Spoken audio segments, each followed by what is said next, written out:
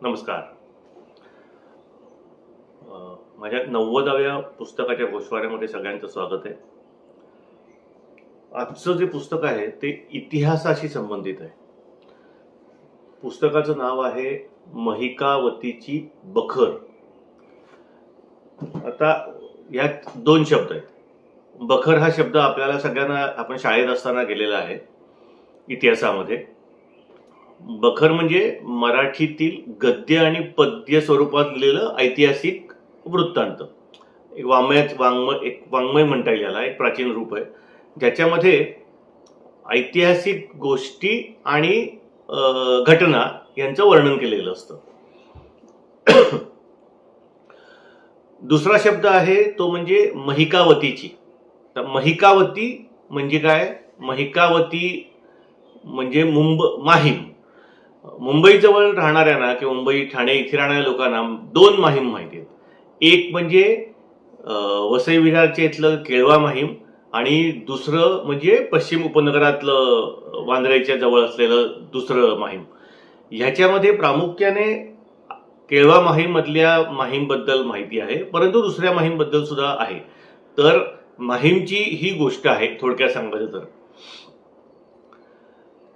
हे पुस्तक महिकावतीची बखर हे प्रकाशित केलं आहे वरदा पब्लिकेशननी आणि वरदा प्रकाशन यांनी, आणि ते पब्लिश केलेलं आहे, प्रकाशित केलं आहे ते 1924 साली. म्हणजे आता 100 वर्ष होऊन गेली या पुस्तकाला प्रकाशित होऊन. ही बखर कधी अस्तित्वात आली, कोणी लिहिली, त्याची प्रत कशी मिळाली याची पण एक रंजक कथा याच्यामध्ये आहे, ती तुम्ही पुस्तकामध्ये वाचा. या पुस्तकाची जर का आपण काय आहे थोडक्यात म्हटलं आपण या पुस्तकामध्ये, तर या पुस्तकात दोन गोष्टी आपल्याला प्रामुख्याने दिसतात. पहिली गोष्ट म्हणजे ह्याच्यामध्ये उत्तर मुंबई, आता उत्तर मुंबई म्हणजे उत्तर कोकण, उत्तर कोकणाचा इतिहास आहे. उत्तर कोकण ह्याच्यामध्ये मुंबई सुद्धा येतं, त्यामुळे ह्याच्यात उत्तर कोकणाचा इतिहास आहे. आणि ह्याचा कालावधी साधारणपणे शके 1060 म्हणजे इसवी सन 1138 इथपासून सुरू होतो. म्हणजे ह्याची जी स्टोरी आहे, गोष्ट आहे, ती सुरू होते त्यापासून. आणि हे पुस्तक 3 विभागात साधारण भागलेलं आहे. एकामध्ये बखर आहे अर्थातच, दुसऱ्यामध्ये या बखरीतील अनेक श्लोक संदर्भ आहेत, आणि तिसरं आणि सगळ्यात महत्वाचं जे आहे ते म्हणजे बखरीपेक्षा मोठी अशी विस्तृत अशी प्रसिद्ध इतिहासकार वी.का. राजवाडे यांची प्रस्तावना आहे. मी यापुढे आता प्रस्तावनेबद्दलच बोलणार आहे, कारण ती विस्तृत आहे, त्याच्यात बरीच माहिती आहे, हे एक कारण आहे. दुसरं म्हणजे बखर जी आहे ती मी वाचली पूर्ण, परंतु त्यातलं जे मराठी आहे ते सगळेच शब्द आपल्याला कळतात असं नाही, काही शब्द नाही कळत, ते एक कारण आहे.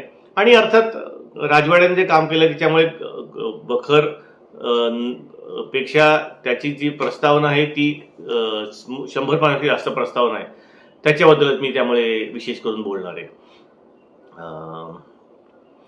या पुस्तकामध्ये इतक्या गोष्टी आहेत, म्हणजे आता मी जेव्हा बघतो तेव्हा साधारण 49 परिच्छेद आहेत ह्याच्यामध्ये वेगवेगळ्या विषयावरचे, आणि अनेक विषय त्याच्यामध्ये हाताळले, त्यामुळे ते एकत्र करणं, गुंफणं हे जरा कठीण आहे. त्यामुळे मी काय करणार आहे की त्याच्याबद्दल त्यातल्या काही विषयांबद्दल थोडक्यात बोलणार आहे, म्हणजे आपल्याला माहिती होईल की याच्यामध्ये काय. पहिलं, चढाया आणि लढाया. पहिली जी चढाई आहे ती शके 1060 सालची आहे, मी वर म्हटल्याप्रमाणे. प्रताप बिंब ह्याने ही उत्तर कोकणावर केलेली चढाई आहे. आणि मग त्यावेळी त्यांनी तिथे महिकावतीमध्ये आपलं राजधानी केली, आणि मग जवळजवळ 100 वर्ष त्यांनी त्याच्या खानदानाने राज्य चालवलं.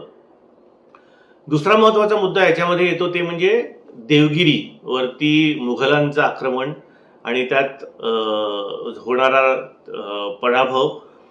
देवगिरी हे छत्रपती संभाजीनगर म्हणजे आधीचा औरंगाबाद ह्याच्याजवळ दौलताबाद नावाचं छोटं शहर आहे, तिथे वसलेलं गाव आहे. ही लढाई मुघल साम्राज्यासाठी महत्वाची होती आणि हिंदूंच्यासाठी सुद्धा. त्यावेळी मराठा वगैरे असं तितकं प्राबल्याने म्हटलं जात नव्हतं, परंतु त्याच्यानी मुघल साम्राज्याची इथे घडी बसली किंवा साम्राज्य त्यांनी स्थापन केलं असं म्हणता येईल. दुसरं आहे की त्यावेळच्या लोकांचं राहणीमान कसं होतं, कसे लोक राहतात, काय व्यवसाय करत होते, ह्याची सगळी माहिती याच्यामध्ये आहे. तिसरं आहे ते म्हणजे जातीपातीबद्दल माहिती, म्हणजे ब्राह्मण, क्षत्रिय, इतर जातींची माहिती, त्यांची आडनावं, त्यांची उपजीविकेची माहिती, अशी सगळी आहे. चौथं प्रांतिक आणि जातिक मराठी भाषा याच्याबद्दल विवेचन आहे. पाचवं म्हणजे नद्या, पर्वत, त्याची नावं कशी आली, वेगवेगळ्या गावांची त्यांनी नावं दिलीत, कुणाला किती जहागीर दिली होती त्याच्याबद्दल. त्यात बरेच आपल्याला माहिती असलेले संदर्भ, म्हणजे मी मुंबईत राहतो तर माझ्या आजूबाजूची अनेक गावांची नावं इथे बघायला मिळतात. मालाड, कांदिवली, पोईसर वगैरे. बिंब आणि त्याच्यानंतर येणारे राजे आणि त्यांची पराभवाची कारणं. आता मी तुम्हाला ह्याच्यात जे परिच्छेद आहेत त्याच्यातली काही परिच्छेदांची नुसती नावं सांगतो, म्हणजे तुम्हाला कळेल त्याच्यामध्ये काय साधारण असेल ते. एक, हिंदुस्थानातील लोक एक समाज नाहीत. दोन स्वभावाचे लोक, हे परिच्छेदाचं हेडिंग आहे. तिसरं, उदासीनता आणि राजकारण विमुखता.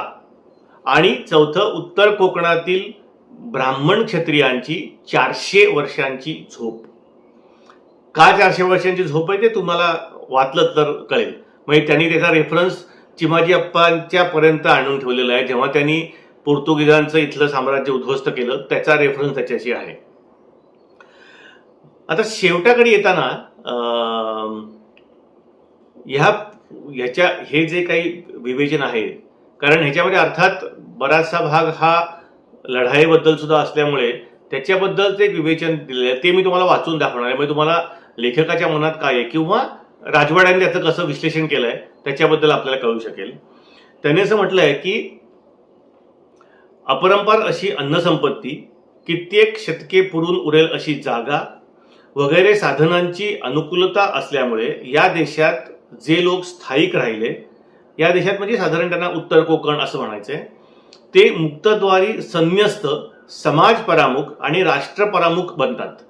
त्यामुळे अन्नाकरता 10 दिशा हिंडणाऱ्या व चोऱ्या माऱ्या, खून, कतली, जबरदस्ती, दंगे व लढाया ह्यात चूर असलेल्या मध्य आशियातील मोगलादी बिन सुधारलेल्या उनाड लोकांनी या देशात राज्य केले आणि त्यानंतर अन्नाची दुर्लभता यामुळे एकजूट झालेले, समाजनिष्ठ व एक समाज बनलेल्या युरोपातील मानव समूहाने या देशाचे राज्य बळकवले वगैरे वगैरे पुढे आहे. हे प्रत्येकाला पटेल नाही पटेल, इतिहास कसा बघावा ह्याच्यावर अवलंबून आहे, पण हे इतिहासकाराचं असं म्हणणं आहे. म्हणजे त्यांनी त्या बखरीतनं हा एक संदर्भ लावलेला आहे, तो राजवाड्याने दिलेला आहे. ते तुम्हाला जर उत्तर कोकण ह्याबद्दल किंवा आणि मुंबई, ठाणे, नाशिक ह्या परिसरातला इतिहास जाणून घ्यायचा असेल तर हे एक उत्तम पुस्तक आहे. मला आठवत आहे की आम्ही शाळेमध्ये असताना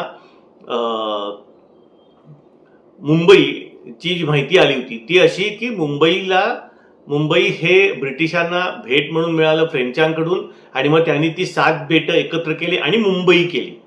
परंतु त्याआधी लोक राहत असतीलच ना, परंतु त्या काळात ते समजण्या एवढी अक्कल नव्हती आणि नंतर पुढे मोठेपणी इतिहासाविषयी मागेच पडत गेला. परंतु आमचा मित्र आणि प्रसिद्ध इतिहासकार रविराज पराडकर याने साष्टीच्या गोष्टी नावाचं एक व्याख्यान मला सुरू केली. त्याच्यामध्ये या पुस्तकाबद्दल आणि एकूणच माहिती कळली. त्यामुळे हे पुस्तक घेण्यास मी उद्युक्त झालो आणि त्यामुळे ही एक चांगली माहिती असलेलं पुस्तक हाती लागलं. तुम्हाला पण हे वाचावं असं वाटलं, ही माहिती हवी असेल तर हे पुस्तक नक्की वाचा. धन्यवाद. Bye bye, take care.